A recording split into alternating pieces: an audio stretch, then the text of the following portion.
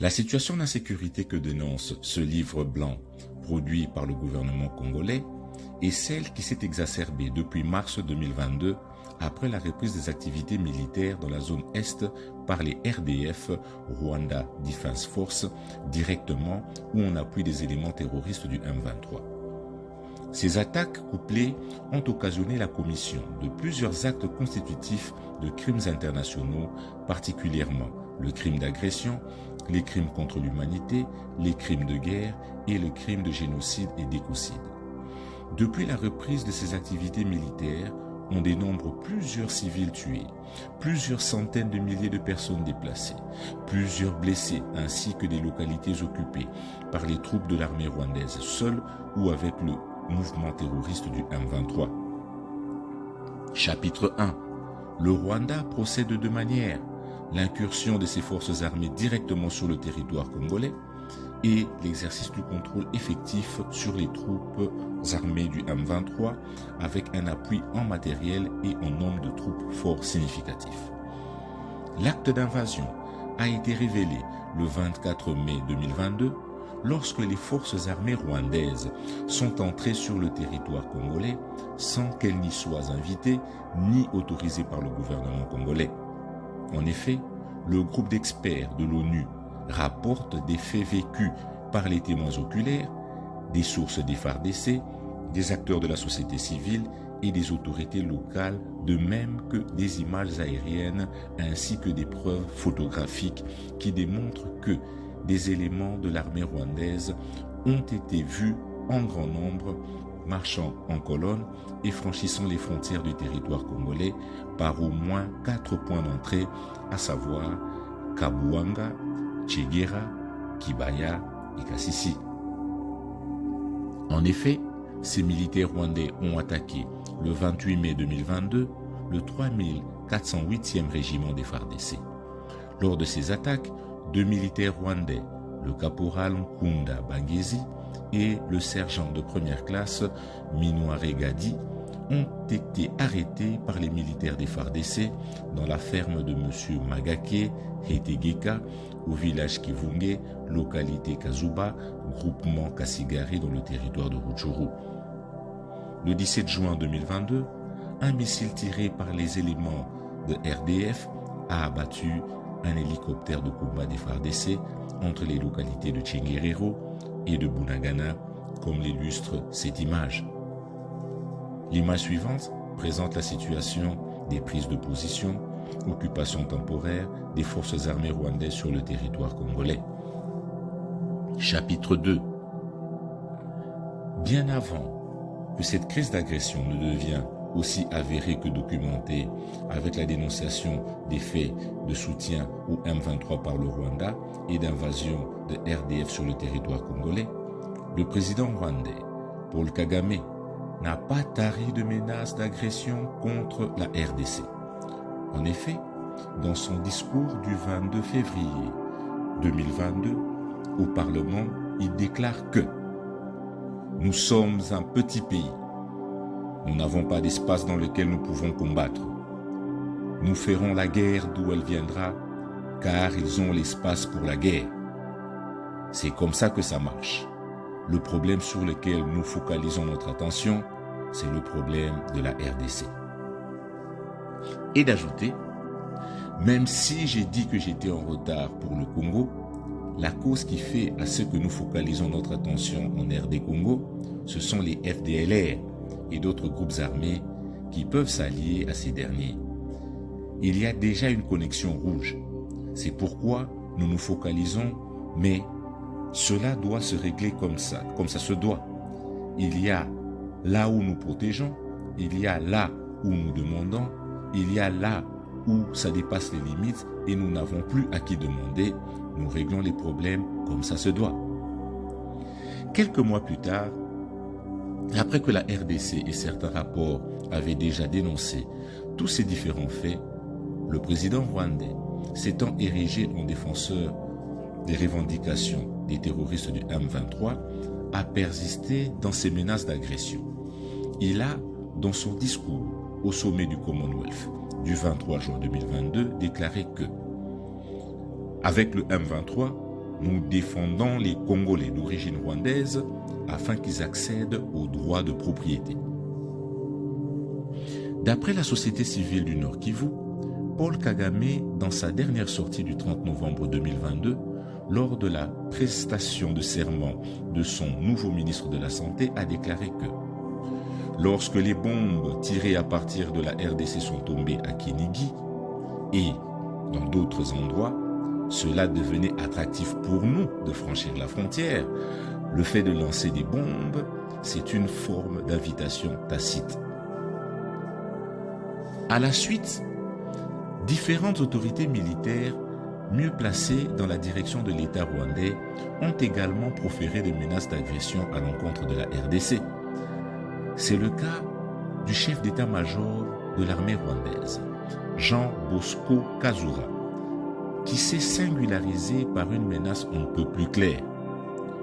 Je ne vais pas me gêner de poignarder le Congo dans le dos. À la suite du président de la République et du chef d'état-major rwandais, James Kabarebe, conseiller spécial de Paul Kagame, a déclaré lors d'un entretien avec les officiers: le Rwanda n'acceptera pas l'asphaltage du tronçon routier Bunagana-Rutshuru-Goma au motif que ça générait les intérêts du Rwanda.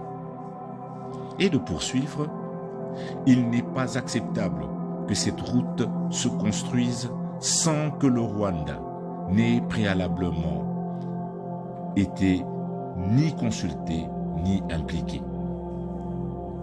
Le Rwanda est donc passé à l'acte. Par leurs attaques, pilonnages et bombardements, les RDF ont commis des homicides intentionnels. Plusieurs images de destruction et de crimes commis par les forces rwandaises ont été documentées. La politique menée par le Rwanda dans plusieurs entités attaquées et occupées est également de nature génocidaire, tant en termes d'action qu'en termes de tentatives. Le Rwanda, à travers ses forces armées et en soutien aux terroristes du M23, s'est comporté en génocidaire sur le territoire congolais. En procédant entre le 29 et le 30 novembre 2022 aux tueries ciblées de membres des tribus ou ethnies bien identifiées situées au village de Kishiché. Les agresseurs ont d'abord tué plus de 102 Hutus congolais, ce groupe que le régime rwandais cherche à venger à tout prix sous prétexte de prévenir un nouveau génocide dans son pays. Voici par exemple la vue du bâtiment de l'Institut Saint-Gilbert de Biruma bombardé par le RDF.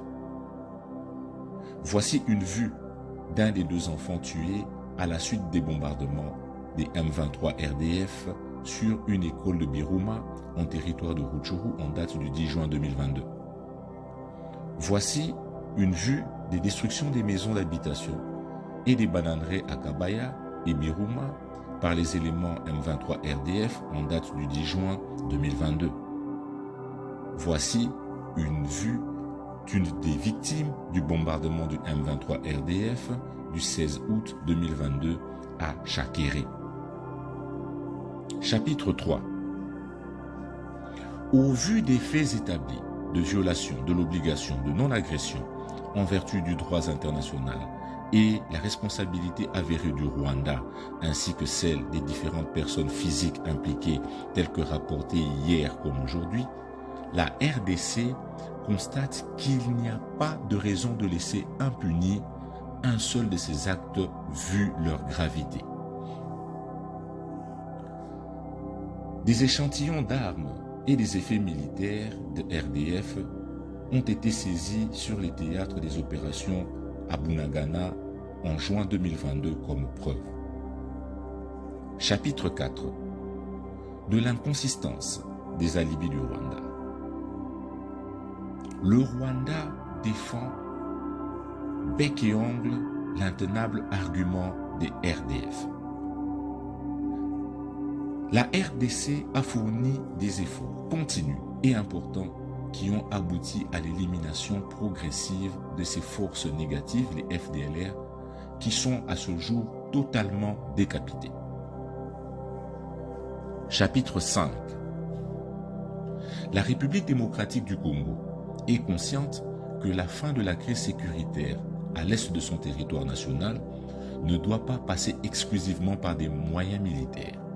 Aussi, la RDC est-elle engagée à ce jour avec ses agresseurs dans le processus de paix de Nairobi et celui de Luanda.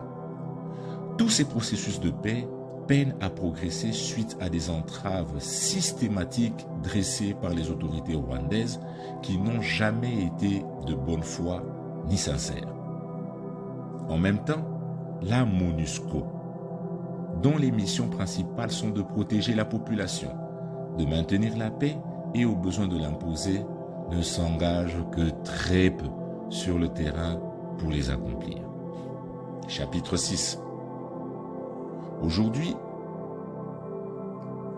les mesures restrictives d'acquisition de matériel de guerre ont été levées. En effet, la résolution adoptée le mardi 20 décembre 2022 par le Conseil de sécurité des Nations Unies retire la mention qui exigeait que les pays exportateurs d'armes informent le Conseil de sécurité de toute vente d'armes ou aide militaire à la RDC. Une victoire diplomatique pour le gouvernement congolais. Chapitre 7. Voici des tableaux présentant des actes d'agression du Rwanda ainsi que des différents crimes perpétrés. Le peuple congolais n'a aucun problème avec le peuple rwandais, mais il ne peut pas continuer de tolérer l'hostilité et le côté belliciste du régime du Rwanda. Le peuple congolais n'oubliera jamais.